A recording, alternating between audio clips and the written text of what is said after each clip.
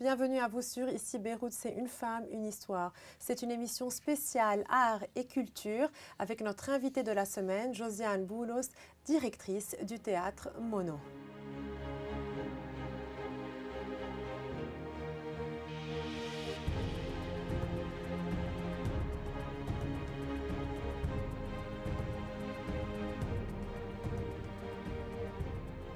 Merci Josiane d'être avec nous. Merci à toi. Je voulais dire, c'est une femme des histoires. J'en ai eu tellement dans ma vie.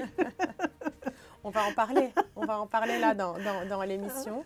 Je commence par l'actualité, on va dire, brûlante et la déprogrammation de la première mondiale de Wajdi Mouawad au Théâtre Mono pour sa pièce intitulée « Journée de noces chez les Cro-Magnons ».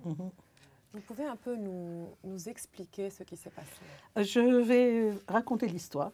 Donc, le 1er juin 2023, j'ai écrit au Théâtre La Colline leur proposant de jouer Mère, la pièce qui a eu un énorme succès en France et où le premier rôle était pour Aïda Sabra, notre actrice libanaise. Malheureusement, pour des raisons techniques, et techniques uniquement, la pièce mère ne peut pas se jouer au Théâtre Mono. Donc, quelques jours après, au cours d'une réunion sur Zoom, nous discutions avec la direction du Théâtre La Colline et ils me proposent de co-réaliser pour la première fois, une première mondiale, Journée de noces chez les Cro-Magnons, qui sera jouée en langue arabe avec des acteurs libanais. C'est la première pièce que Wajdi Mouawad avait écrite dans les années 90 et il voulait la traduire en arabe et la jouer pour la première fois au Liban. Donc c'est en été que nous avions décidé des dates actuelles et aucun autre théâtre, et là je voudrais vraiment le dire encore une fois, aucun autre théâtre n'a été contacté pour Journée de noces chez les Cro-Magnons, uniquement le Théâtre Mono parce que le projet est né avec moi. Donc là, je peux assurer qu'il n'a jamais été question de le jouer. Pourquoi vous insistez sur cela? Parce que d'autres théâtres, un seul théâtre, dit qu'il avait été contacté pour que ça se joue chez lui et qu'il avait refusé, alors que ce n'est pas vrai du tout. Cette pièce-là est née avec le Mono.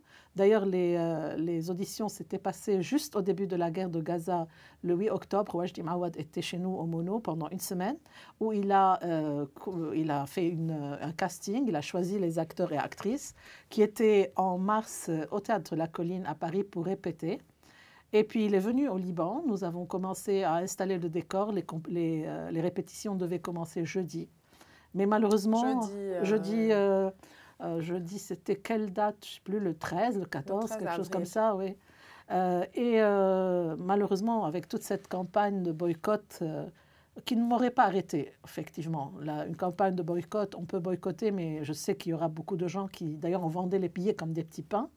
Mais malheureusement, il y a eu une plainte déposée au tribunal militaire contre Wajdi Mouawad, l'accusant de normalisation avec Israël. Et on sait qu'ici, au Liban, c'est très dangereux. Donc, on a décidé d'arrêter la pièce, de demander à Wajdi de repartir. Et voilà ce qui est arrivé. Donc, nous avons annulé le spectacle.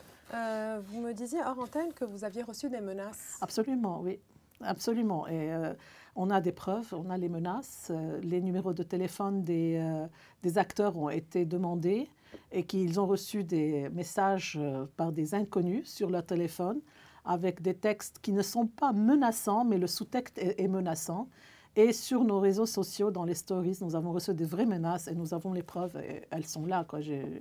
On les a. Il y a eu des menaces sur Facebook, Instagram qui ont été rapidement effacées, mais on les a vues entre-temps. Donc, on a eu des visites de personnes non identifiées, si je peux dire, à la terrasse du Mono. Et ils étaient là à observer tout le monde. Donc, on a senti cette tension monter. Et puis, quand il y a eu la plainte déposée au tribunal militaire, on a décidé d'arrêter tout ça. Pour les personnes, j'en profite, pour les personnes qui veulent connaître le fond du problème, qu'est-ce qu'on reproche vraiment à Wajdi Mouawad? Il y a eu une rumeur, parce que ce n'est pas vrai, une histoire qui s'est développée à partir d'un message qui a été diffusé, comme quoi Wajdi Mouawad avait été financé par le gouvernement de l'ennemi israélien. Ce qui n'est pas vrai. Wajdi Mouawad lui-même n'a jamais été financé par le gouvernement israélien. Il a une pièce qui s'appelle Tous des oiseaux, qui est une production du théâtre La Colline et pas de Wajdi Mouawad. Même si Wajdi Mouawad fait partie du théâtre La Colline, Oui, c'est il est le le directeur directeur. artistique et non pas le directeur administratif. Il y a une grande différence. Et le théâtre La Colline est un théâtre public qui fait partie du ministère de la Culture français. Donc, c'est le ministère de la Culture français qui régit tout ça. Donc, il avait dans cette pièce Tous des oiseaux, c'est l'histoire d'amour entre une femme arabe palestinienne et un Ethan qui est juif. Et ils sont tous les deux américains. C'est un Roméo et Juliette impossible. Et il y avait des acteurs israéliens dans cette pièce. Et juste 3 billets d'avion ont été payés par l'Institut culturel israélien à Paris. Donc, ce n'est Donc ce n'est pas pas Wajdi Mouawad qui ce a n'est pas Wajdi encaissé du Mouawad qui est gouvernement finalement. Non, israélien. Juste absolument pour pas. qu'on soit clair, parce que les gens se posent des questions Oui. un peu sur... Oui. Il n'a pas été lui-même financé.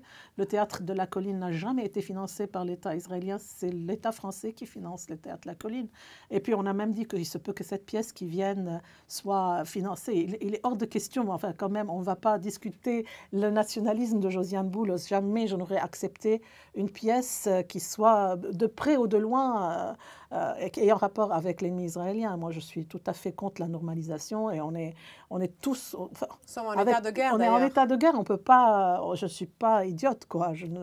Mais là, c'était une campagne ciblée, une campagne vraiment ciblée contre et Wajdi, et le théâtre en tant que tel au Liban, et la culture, et l'idée de la libéralisation du cerveau et de la pensée. Moi, je suis persuadée que c'est ça. Il faut tous qu'on ait la même pensée. On ne peut pas tous avoir la même pensée, c'est impossible. C'est impossible et surtout, on ne fera jamais avancer les choses si nous avons tous la même pensée. Absolument. Et d'ailleurs, dans le monde du théâtre, dans le monde de l'art et de la culture, Ouais. nous savons toujours que c'est le secteur qui est le plus en avant en ce qui concerne les libertés. C'est important de clarifier parce qu'il y a eu beaucoup d'histoires autour de ce souci, cette pièce déprogrammée. Donc, on rappelle que le théâtre La Colline est un théâtre qui est financé par l'État français, c'est un théâtre public, que Wajdi Mouawad est le directeur artistique, qu'il n'a jamais bénéficié de fonds du gouvernement israélien. Je répète pour que ce soit très clair en fait. C'est important de clarifier parce que lorsqu'il se passe ce genre de, on va dire, de problème entre guillemets, il y a beaucoup de rumeurs qui sortent et c'est important de rappeler que Wajdi Mouawad est un artiste reconnu en France, qu'il a de très mondialement reconnu, qu'il a de très nombreuses décorations, qu'il est reconnu par ses pairs en France, qu'il y a tout ce secteur lui voue beaucoup d'admiration. C'est un honneur d'avoir un Libanais comme lui. Nous sommes fiers d'avoir un Wajdi Mouawad qui représente quelque part les Libanais en France. C'est très important de le rappeler. Le théâtre libanais a beaucoup perdu avec cette annulation, vraiment. Et surtout en plus, les jeunes. Je le rappelle, c'était une première mondiale. On avait même des ministres de la Culture. C'était vraiment un signe fort. Et il y avait des ministres de la Culture français qui venaient à la première. Et la presse internationale. On aurait donné une autre image.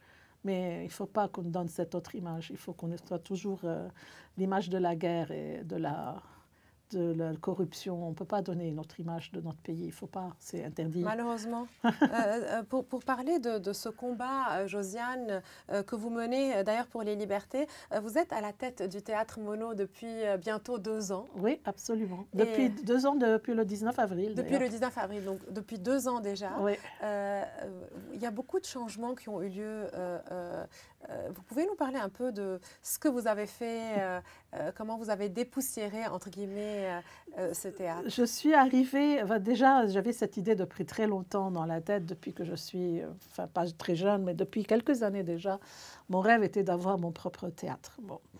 J'avais commencé à travailler sur ça avant la crise, mais avec la crise, évidemment, je ne pouvais plus ni bâtir une salle, ni louer, ni prendre en ma charge une salle. Donc, nous avons créé une association qui a loué la salle du Monod de l'USJ.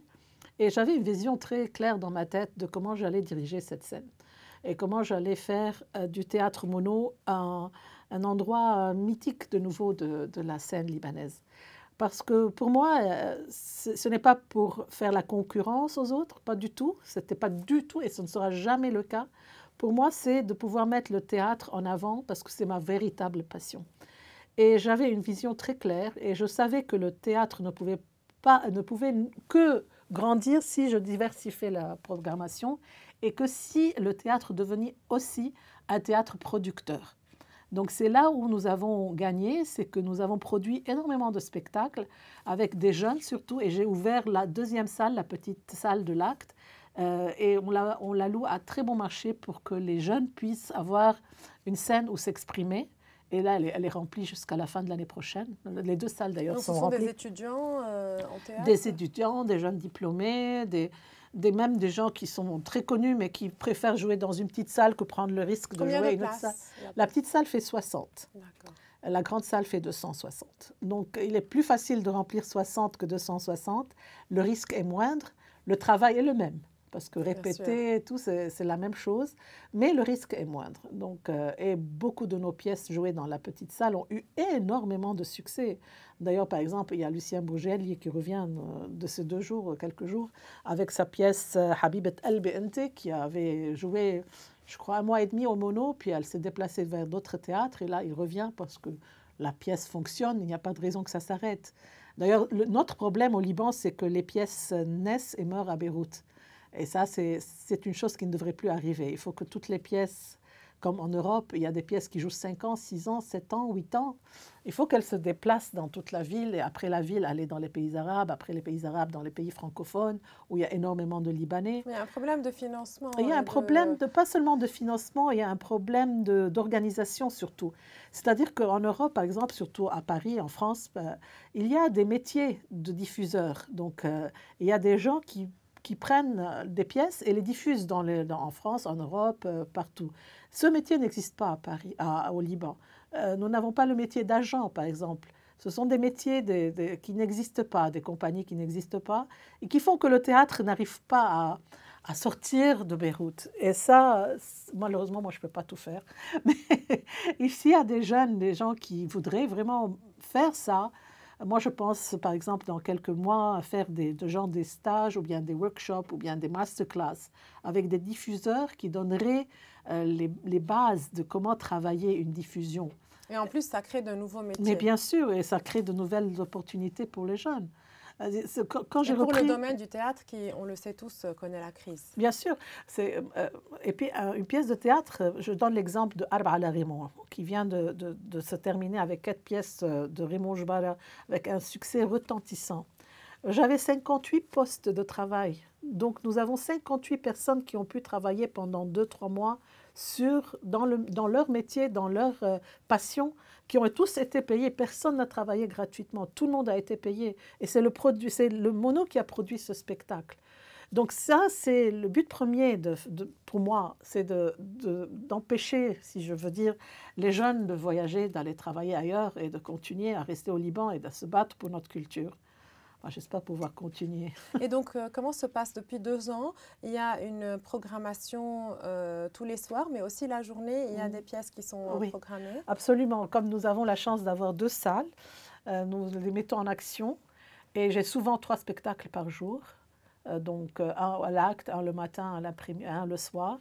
Il y a un soir, la veille de Noël, de 3-4 jours, j'avais 4 spectacles en une journée. On était sur les rotules à la fin, mais ça a fonctionné parce que tout est une question d'organisation. Et maintenant, je suis en train de faire des spectacles pour enfants qui sont produits par le théâtre Mono. Donc vous-même, vous-même les produisez? Le théâtre les produit et elles vont jouer pendant 1 an, 2 ans, 3 ans. Il y a un spectacle de marionnettes en arabe, il y a un spectacle adapté des livres de Caroline Torbet, un proverbe, voilà. Et ça sera prêt, j'espère, en septembre. Le spectacle de marionnettes sera prêt dans pas longtemps. Et donc, en plus, les livres de Caroline Torbet sont en français. Donc, en fait, vous travaillez beaucoup aussi sur les 2 langues, sur l'arabe et sur le français. Bien sûr, c'est notre particularité. Nous sommes un pays francophone, d'ailleurs. Alors, avant de diriger le théâtre Mono, vous avez une très longue carrière dans l'art et la culture. Donc, on va dire plus de 25 ans dans ce domaine, Josiane, que ce soit à la télévision. Un peu plus. Non, on va dire 25 ans. Beaucoup plus. Enfin, j'ai commencé à faire de la télévision en 1982. Ah, je vois là que...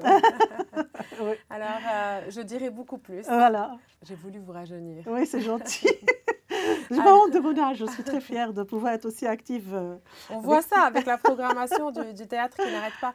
Donc, vous avez, à vos débuts, produit des programmes télévisés à succès avec votre père, on le rappelle, Jean-Claude Boulos, ou bien aussi, vous avez beaucoup travaillé dans l'événementiel. Absolument, oui.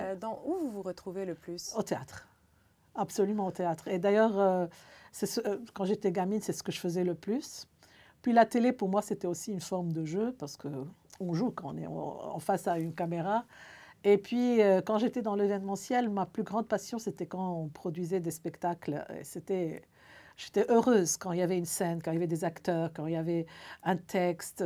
J'étais vraiment heureuse. Et là, diriger un théâtre, pouvoir jouer aussi, produire des spectacles, parce qu'on écrire. Voit que vous jouez aussi. Oui, bien sûr. Vous produisez, vous écrivez et vous jouez, tout en étant à la tête d'un théâtre qui n'arrête pas de tourner. Quand on me demande quel est votre secret, je leur dis je suis divorcée.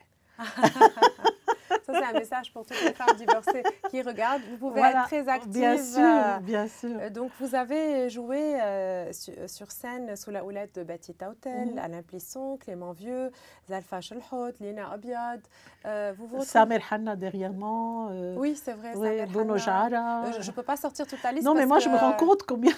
C'est moi, je me rappelle maintenant parce que je n'imaginais pas quand j'ai commencé à faire du théâtre en 2004, au moment de mon divorce d'ailleurs, que j'en ferais une carrière presque, parce que j'ai fait du cinéma, j'ai fait de la télé et j'adore ça. Moi, être sur scène, pour moi, c'est ce qu'il y a de plus beau. C'est le contact avec le... Qu'est-ce qui vous plaît le plus? De devenir une autre personne. Pour moi, c'est magique.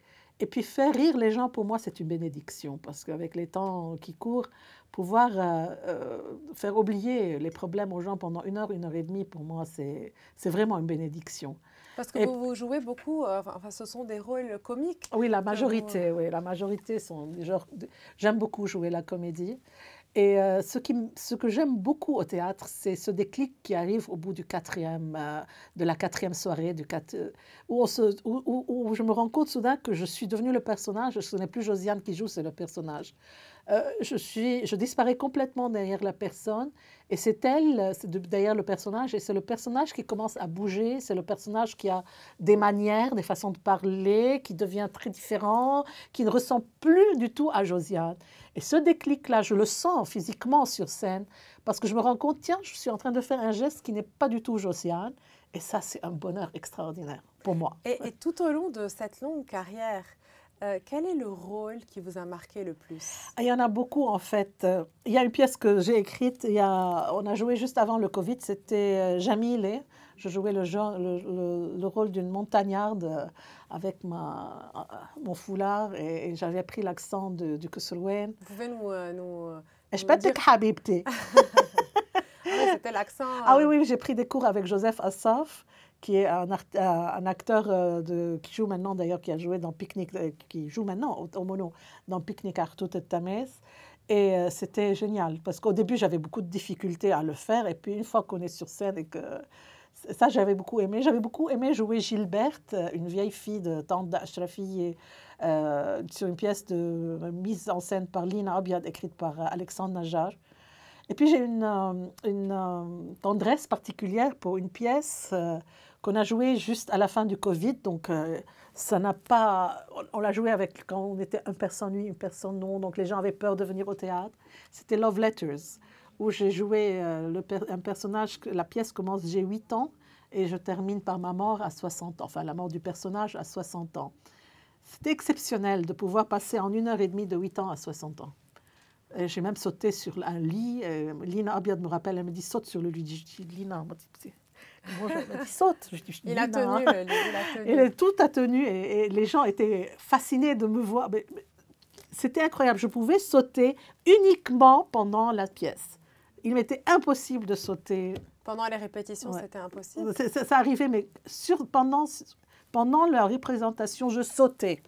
Parce qu'il y a l'adrénaline, il y a l'envie, la fougue et tout ça. C'était une pièce assez... Surtout qu'on sortait du Covid, il y avait la crise et toute cette tension. Pouvoir jouer cette pièce qui est plutôt un drame, ce n'est pas du tout une comédie, c'est un personnage qui me ressemble beaucoup. Qui ne me ressemble pas, mais j'ai eu cette histoire de Love Letters avec une personne qui me tient à cœur et avec qui je suis toujours amie d'ailleurs.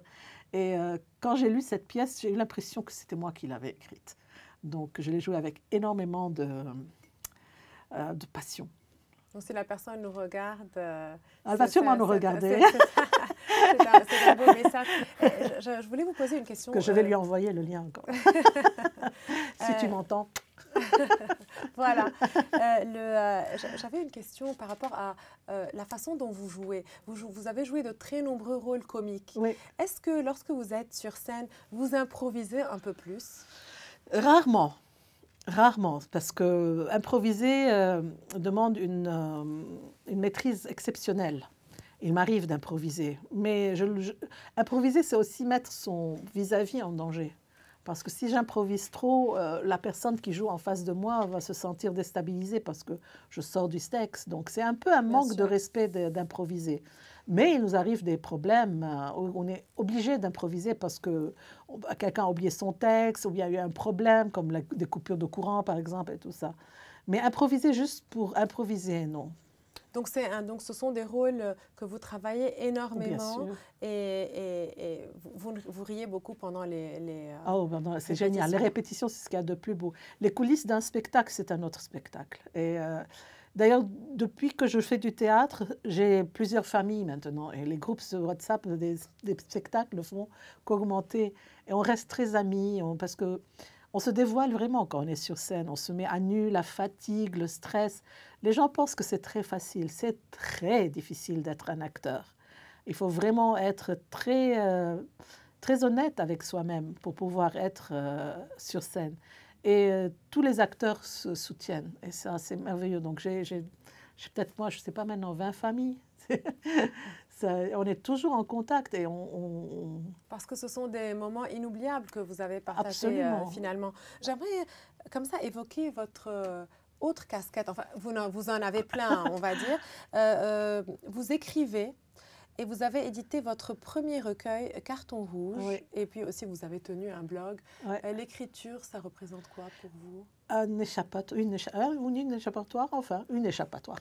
Une échappatoire et j'adore écrire. Malheureusement, je ne trouve plus le temps.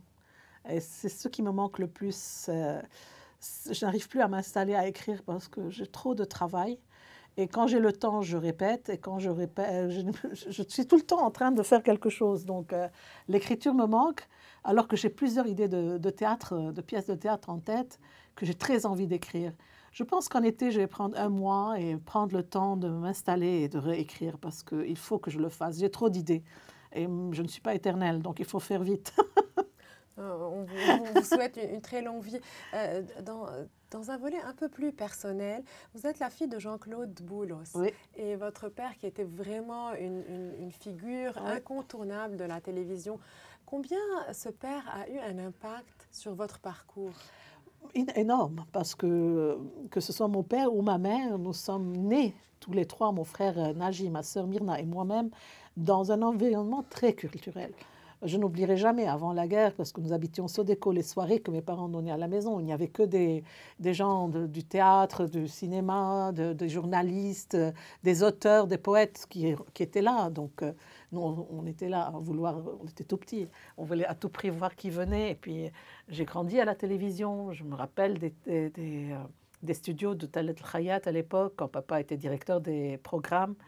Il nous prenait pour... j'ai fait la connaissance de tout le monde. Et puis quand j'ai fait de la télé, mon père m'a appris, il m'a appris la production. Il m'a appris à ne jamais considérer un problème, mais de toujours considérer qu'un problème est une solution. Donc, il y a toujours une solution à un problème.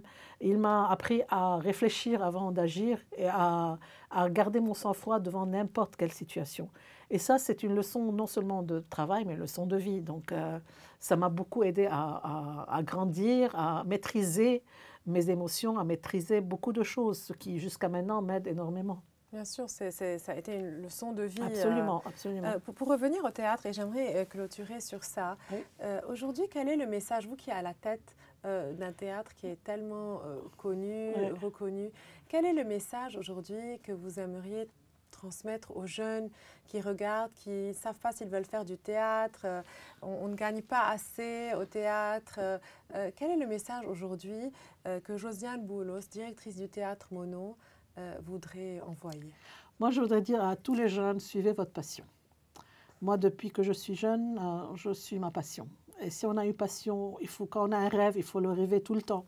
Il faut y réfléchir tout le temps parce qu'il finit par arriver. Faire du théâtre, si on le fait sérieusement, peut-être on ne devient pas immensément riche, mais on peut faire de l'argent et vivre très décemment si on travaille. Mais il ne faut pas attendre, il faut travailler tous les jours.